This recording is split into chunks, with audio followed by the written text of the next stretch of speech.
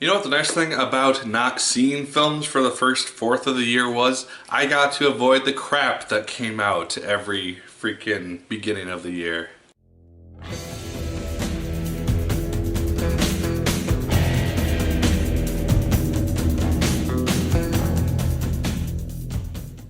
Hello once again, watchers of good movies. My name is Nick Pell. This is once again coming from my apartment. Now today we're going to be talking about the film The Boy. This is a film starring The Walking Dead's Lauren Cohen. The main premise of this film is that Lauren Cohen's character, she goes to a British family to be their nanny while the parents are away. Turns out that the kid that she's babysitting is a doll, and so she does what any sane person would do and kind of ignores the child who is supposed to be alive, supposedly. And yeah, then creepy stuff starts happening and we have our movie. Lauren Cohen, she is the only reason this film is actually watchable for me. Her performance is fine. She doesn't have a lot to work with in regards to the script, but a lot of her reactions to just the creepy stuff which is going on at the beginning of this film in regards to Bronze, which is the name of this child doll thing that she's taking care of. Those are pretty legit and good, and I enjoyed seeing her performance in this movie. She's the only reason that I was able to stand it. They also chose to give her character some decent background material. They have this really interesting past, which is alluded to here and there, and is eventually brought to the forefront towards the end.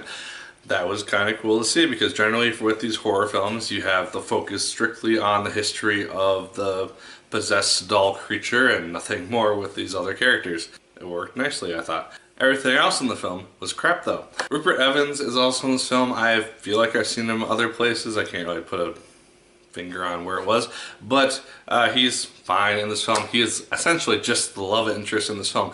And they make allusions to the fact that he was the same age as Brahms was when Brahms, as an actual child, died in this fire, which is somehow how he came to be inhabiting this doll spirit thing. So you would think that there'd be some larger connection with him and Brahms and this whole supernatural crap which is going on. No, he's just a love interest, so don't get your hopes up in that regard like I did. Film is very, very boring, to be honest with you, except for just a couple more intense portions of the film towards like the last 20 minutes. But it doesn't really do a lot of the horror film aspects, and it doesn't have a lot of those elements that you would expect. It has these like really creepy dream sequences every so often where you see Brahms' head just turn towards her, like, acting like it's alive. Yeah.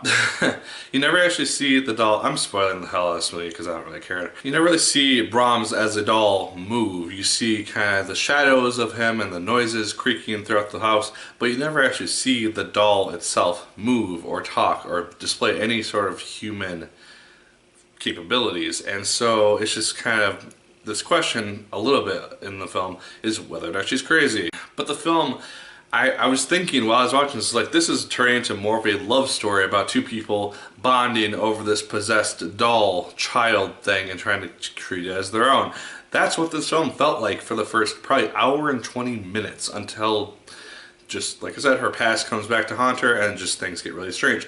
The film had this huge potential towards the end to go in this really interesting and cool, unexpected direction. I thought it was going to do that, and then it goes into this really, really dumb ending sequence. I won't spoil it, but it's just, it bugged the hell out of me, I'm not gonna lie. It like I said, it had this cool potential to just be this really cool twist in the story and just change what we were going to expect this film to be ultimately about and just treat it as.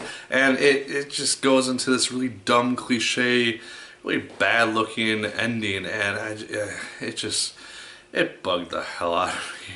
And for a horror film, it's not that scary. It has, again, some attempts to do jump scares, but that's about it. And just really obvious points where it's going to try to do jump scares towards the end, and I don't think I jumped once in this film. I was bored for most of this, honestly. It's very predictable for the most part, and like I said, it had the potential to go in a very cool, different direction, and it chose not to, and it was really disappointing in that regard. So guys, if you're going to choose between The Forest and this film to go see, I'd say The Forest. Forest was at least cool time, and it tied everything together towards the end to a degree.